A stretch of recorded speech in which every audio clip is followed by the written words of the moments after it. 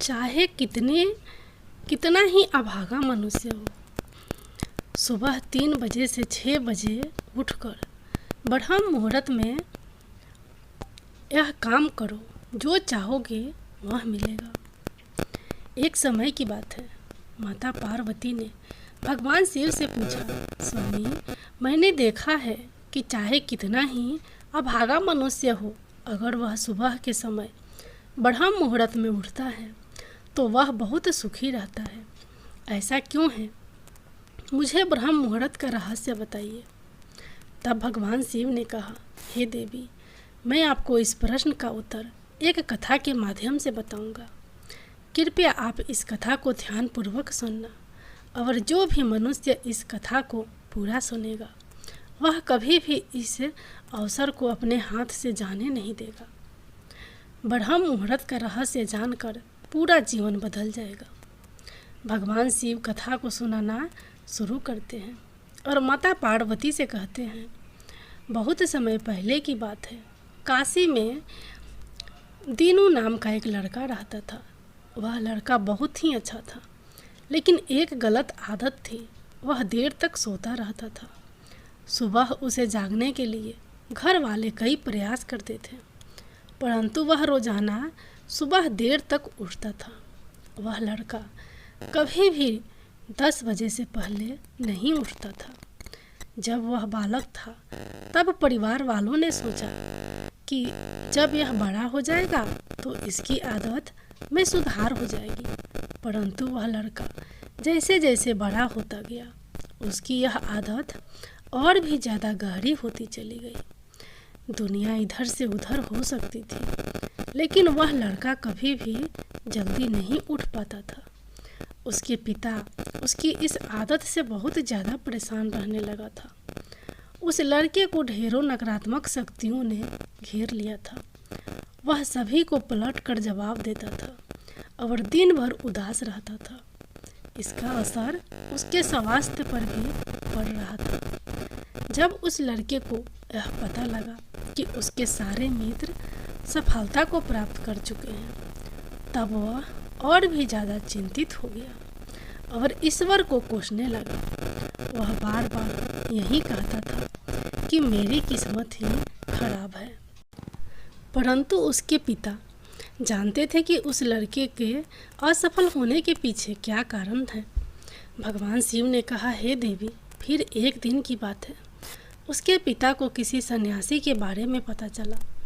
उसने तुरंत अपने बेटे को समस्या को लेकर उस सन्यासी के पास जाने का निर्णय लिया। सन्यासी को बेटे की आदतों के बारे में बताया और सन्यासी ने कहा कि कल आप अपने बेटे को इस आश्रम में आने को कहिए। फिर उस लड़के का पिता अपने घर की ओर चला गया। उसे पता था कि अगर वह सीधे तरीके से अपने बेटे को सन्यासी से मिलने के लिए कहेगा तो वह कभी तैयार नहीं होगा। उसने अपने बेटे को अपने पास बुलाया और कहा, तुम्हारे सारे मित्र जीवन में सफलता प्राप्त कर चुके हैं, क्या तुम सफल होना नहीं चाहते हो? लड़के ने उत्तर दिया कि जरूर पिताजी, परंतु जब भी मैं अपने मित्रों से उनकी सफलता का रहस्य पूछता हूँ तो वह मुझे कुछ नहीं बताते हैं। भगवान शिव ने कहा, हे देवी, फिर उसके पिता ने कहा कि मुझे यह रहस्य पता चल गया है कि वह सभी क्यों सफल होते जा रहे हैं। तब उस लड़के ने बड़ी उत्सुकता से पूछा, क्या पता चल गया है पिताजी? कृपया करके आप मुझे बताइए। उसके पिता ने कहा कि कल सुबह तुम्हें एक सन्यासी के आश्रम में जाकर उनसे मिलना है। यदि तुम वहाँ पर समय से पहुँच गए तो वह सन्यासी तुम्हें ऐसा मंत्र बताएंगे जिससे तुम सफल हो जाओगे।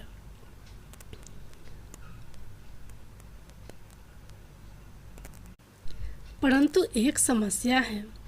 लड़के ने कहा कि पिताजी, मैं कल पूरी रात जगता रहूँगा और सुबह सन्यासी से मिल कर आऊँगा।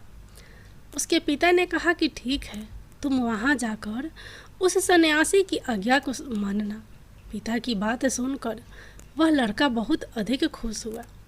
जीवन में पहली बार रात्रि में वह जागता रहा, परंतु थोड़े ही समय में उसे नींद आ गई और वह सो गया। फिर अगली सुबह जब वह उठा तो उसे पता चला कि सन्यासी से मिलने का समय समाप्त हो चुका था।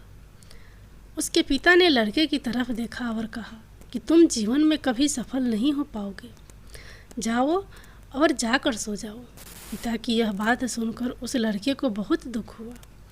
उसने मन ही मन स्वयं को चुनौती दी कि कल सुबह वह सन्यासी से मिलने अवश्य जाएगा। उसने अपने पैर में एक छोटा सा घाव बना लिया, जिससे दर्द के कारण उसे रात भर नींद नहीं आई। भगवान शिव ने कहा, हे देवी, यह ऐसा पहला अवसर था जब उसने अपने जीवन में पहली बार सूर्योदय देखा था। वह तुरंत ही तैयार होकर सन्यासी से मिलने के लिए चला गया। आज उसका अनुभव कुछ अलग ही था। वह बेहद शांत महसूस कर रहा था। चलते चलते वह लड़का जैसे ही सन्यासी के आश्रम में पहुंचा तो वहां पर उसने देखा कि सन्यासी और उसके सभी शिष्य ध्यान लगाकर बैठे हुए थे। भगवान शिव ने कहा, हे देवी, फिर जब ध्यान का समय समाप्त हुआ तब लड़का उस सन्यासी के पास पहुंचा और उन्हें प्रणाम करते हुए बोला कि आपके पास कोई ऐसा मंत्र है जिससे मैं सफल हो सकता हूँ? कृपया करके मुझे वह मंत्र बताइए। मैं भी अपने मित्रों के समान सफल होना चाहता हूँ और अच्छा जीवन जीना चाहता हूँ। भगवान शिव ने कहा, हे देवी। फिर सन्यासी मुस्कुराए और बोले, अच्छा तो तुम वही बालक हो। तुम्हारे पिताजी मुझसे मिलने आए थे और उन्होंने तुम्हारे विषय में मुझे सब कुछ बता दिया था। मैं तुम्हें वह मंत्र अवश्य बता देता, परंतु अब लड़के ने जैसे ही परंतु शब्द सुना तो लड़का घबरा गया। उसने पूछा, परंतु क्या गुरुदेव? तब सन्यासी बोला, मैं तुम्हें वह मंत्र बताऊंगा, परंतु अगले 21 दिनों तक तुम्हें मेरी आज्ञा माननी होगी। मैं तुम्हें वह मंत्र 21 दिनों के बाद बताऊंगा। तब तक मैं तुमसे जो भी कार्य कहूँगा तुम्हें वह करना होगा। यदि तुम असफल हुए या कार्य के बीच में तुम्हारा संकल्प टूट गया तो उस मंत्र का असर नहीं होगा। दृढ़ निश्चय के साथ उस लड़के ने कहा कि मुझे आपकी सारी आज्ञा स्वीकार है। मैं अगले दिन 21 दिनों के लिए आपका दास हूँ। आप जो भी कहेंगे मैं वही कार्य करूँगा। मुझे केवल और केवल उस मंत्र के बारे में जानना है। भगवान शिव ने कहा, हे देवी। फिर सन्यासी ने उस लड़के से कहा कि ठीक है, कल से तुम्हारा कार्य शुरू होगा। तुम इसी आश्रम में निवास करोगे। वह लड़का आश्रम में निवास करने के लिए तैयार हो गया।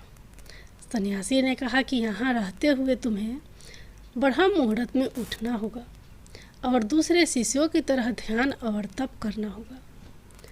साथ ही आश्रम के कार्यों में भी सहायता करनी होगी। ध्यान रहे, यह संकल्प टूटना नहीं चाहिए। भगवान शिव ने कहा, हे देवी। अब लड़का सन्यासी की बात से सहमत हो गया और अगले दिन से उसके कार्य के दिन की शुरुआत थी। इस बार उसने दृढ़ निश्चय किया, परंतु 1 सप्ताह बीतने के पश्चात ही उसका संकल्प टूट गया और वह 8वें दिन देर तक सोता रहा। जब वह नींद से जागा तो उसने कहा कि मुझसे कितनी बड़ी भूल हो गई है। वह रोते हुए सन्यासी के पास पहुंचा और कहने लगा कि हे गुरुदेव, मेरा संकल्प टूट गया। अब मैं जीवन में कभी सफल नहीं हो पाऊंगा। सन्यासी ने उसे समझाते हुए कहा कि एक बार फिर से शुरुआत करो, फिर से संकल्प करो।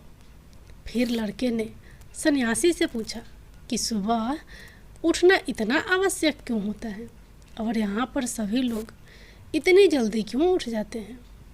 भगवान शिव ने कहा, हे देवी। तब सन्यासी ने लड़के को समझाते हुए कहा कि सुबह यानी ब्रह्म मुहूर्त में उठने के पीछे बहुत बड़ा विज्ञान छुपा हुआ है। लड़के ने कहा कि कृपया मुझे वह विज्ञान बताने की कृपया करें। सन्यासी ने कहा कि रात्रि को 4 पहर में बांटा गया है। पहला रुद्रकाल, जिसका समय शाम 6 बजे से लेकर 9 बजे तक होता है। दूसरा राक्षस काल, जिसका समय रात्रि 9 बजे से 12 बजे तक होता है। तीसरा गंधर्व काल, जिसका समय रात्रि 12 बजे से 3 बजे तक होता है। और सबसे अंत में जो पहर आता है उसे मनोहर काल कहते हैं। इस समय को ब्रह्म मुहूर्त या अमृत वेला के नाम से भी जाना जाता है। इसका समय भोर 3 बजे से सुबह 6 बजे तक होता है। यह वह समय होता है जब पूरे संसार की नकारात्मक शक्तियाँ निष्क्रिय अवस्था में होती हैं और सकारात्मक शक्तियाँ सक्रिय होती हैं। ब्रह्म मुहूर्त अर्थात देव मुहूर्त। ब्रह्म मुहूर्त का अर्थ देवताओं का समय होता है। भगवान शिव ने कहा, हे देवी। वह सन्यासी आगे कहता है, इस समय देवता धरती पर विचरण कर रहे होते हैं और जागृत मनुष्य पर उनका बड़ा ही सकारात्मक प्रभाव पड़ता है। ब्रह्म मुहूर्त ऐसा समय होता है जिसमें मनुष्य का मस्तिष्क बिल्कुल खाली होता है, जिसमें किसी प्रकार के कोई विचार नहीं होते हैं। और जब इस समय व्यक्ति अपनी पुस्तक खोलकर पाठ का अध्ययन करता है तो उन्हें सब कुछ जल्दी जल्दी याद भी होती है और यह लंबे समय तक याद रहता है। यह ऐसा समय है जिसमें हम ज्ञान को समझने का प्रयास करते हैं। इस कारण आश्रम के सभी शिष्य और संसार में बहुत से ज्ञानी लोग ब्रह्म मुहूर्त में ही उठ जाते हैं। प्राचीन काल में रोशनी का कोई स्रोत ना होने के कारण लोग अपने दिन का समापन सूर्यास्त के साथ और आरंभ सूर्योदय के साथ करते थे। यह एक तरीका है जिससे मानव जीवन प्रकृति के साथ तालमेल बनाकर चलता है। भगवान शिव ने कहा, हे देवी। फिर उस लड़के ने कहा कि ठीक है, मैं कल से अपना संकल्प फिर से शुरू करता हूँ, परंतु ब्रह्म मुहूर्त में उठकर मुझे क्या करना चाहिए? तब सन्यासी ने कहा कि ठीक है, मैं तुम्हें बताता हूँ कि ब्रह्म मुहूर्त में क्या करना चाहिए और कैसे करना चाहिए। सबसे पहले उठकर धरती माता पर पांव रखने से पहले धरती माता को प्रणाम करना चाहिए और अपनी दोनों हथेलियों को देखना चाहिए और ईश्वर को धन्यवाद देना चाहिए कि उन्होंने तुम्हें आज का सूर्योदय देखने का अवसर दिया है। इसके बाद नित्य कर्म और स्नान करने से शरीर की ही नहीं बल्कि मन की शुद्धता भी बढ़ती है। स्नान करने के पश्चात ध्यान की प्रक्रिया होती है। ब्रह्म मुहूर्त में ध्यान की अवधि 21 दिन तक होती है। इस विधि का उपयोग तब किया जाता है जब आप अपनी कोई मनोकामना की पूर्ति चाहते हैं। यह ऐसा समय होता है जब व्यक्ति अपने आज्ञा चक्र को सक्रिय करने पर काम करते हैं। भगवान शिव ने कहा, हे देवी।